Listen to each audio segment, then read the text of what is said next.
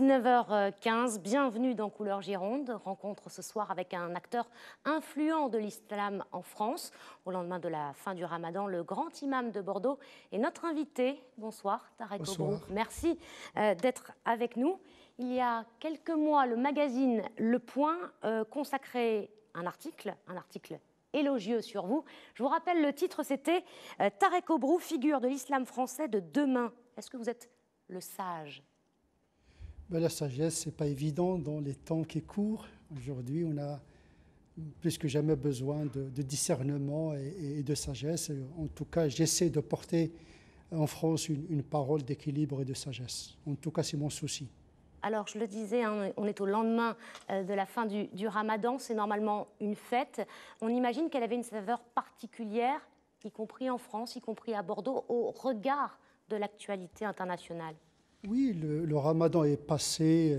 C'est une saison d'intense spiritualité. Cependant, dans le calme, c'est déroulé dans le calme malgré les tempêtes de notre actualité.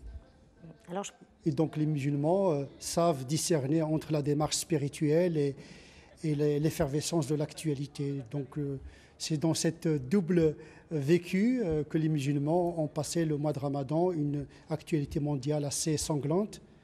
Je pense notamment au conflit. Cela ne les a pas empêchés de se tourner vers la transcendance à travers les prières.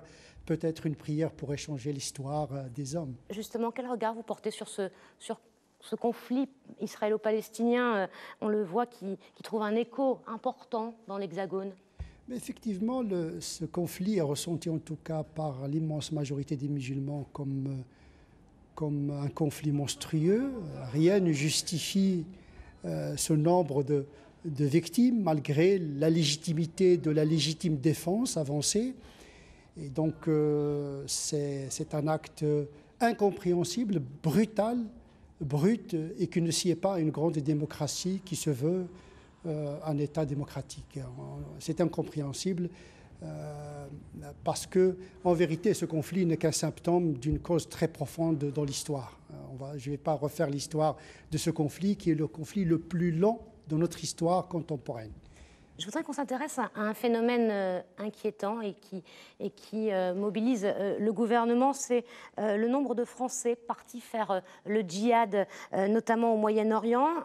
D'après le gouvernement, ils sont 800 à avoir rejoint la Syrie. Vous qui formez les prédicateurs de demain, qu'est-ce que vous leur dites? Quel message vous leur faites passer? Et est-ce que vous êtes entendus auprès de ces jeunes? Écoutez, d'abord, il y a un problème politique, puisque la politique française est aux côtés des rebelles, d'une certaine manière, ce qui a encouragé indirectement un certain nombre de jeunes pour partir rejoindre la rébellion pour destituer Bachar al-Assad. Donc cette politique a encouragé indirectement ce mouvement de jeunes qui n'arrivent pas à trouver une place dans notre société pour des raisons que tout le monde connaît, sentiment d'exclusion, perte de repères, échec social, scolaire. Ce sont des foyers favorables pour ce type d'aventure exotique. Mais une aventure violente également et peut être criminelle et des retombées très négatives sur notre société française. Il faudrait également rappeler qu'il y a des juifs français également qui combattent auprès de Sahel et qui participent justement à ce carnage. Donc on est dans cette configuration, il y a deux communautés qui ont une double nationalité, double allégeance, et qui parfois il faut savoir gérer et trouver le juste équilibre. Il faut que la République française restaure ses valeurs et les impose à ses individus dans un projet commun dans lequel malheureusement beaucoup de nos concitoyens ne se reconnaissent plus. Alors un mot, parce que le temps passe vite, du projet de la future grande mosquée de Bordeaux. Où en est-on? On a l'impression que cela prend un peu de retard. Écoutez, il y a des petits problèmes techniques. En tout cas, il y a une chose sûre, c'est que le chantier ne commencera pas avant 2017. Et donc, en attendant, nous sommes en train de ficeler les dernières finitions du projet architectural et de ficeler une stratégie de financement pour ce grand projet. Le financement n'est donc pas bouclé. On parle de 15 à 20 millions d'euros. Il faut d'abord ficeler le projet architectural pour pouvoir organiser la collecte. Tarek Obrou, si vous aviez une baguette magique, Que feriez-vous avec? Quel est votre vœu? J'imposerai la paix. Pas facile. Pas facile. Les vacances, c'est quand même en ce moment vos vacances idéales à vous? C'est la méditation, c'est le voyage intérieur. Je pense que les vraies vacances, c'est la réconciliation avec soi.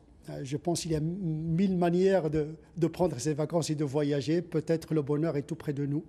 Certains essaient de le chercher loin d'eux, mais je pense que le bonheur réside dans le cœur de l'individu, dans son mental.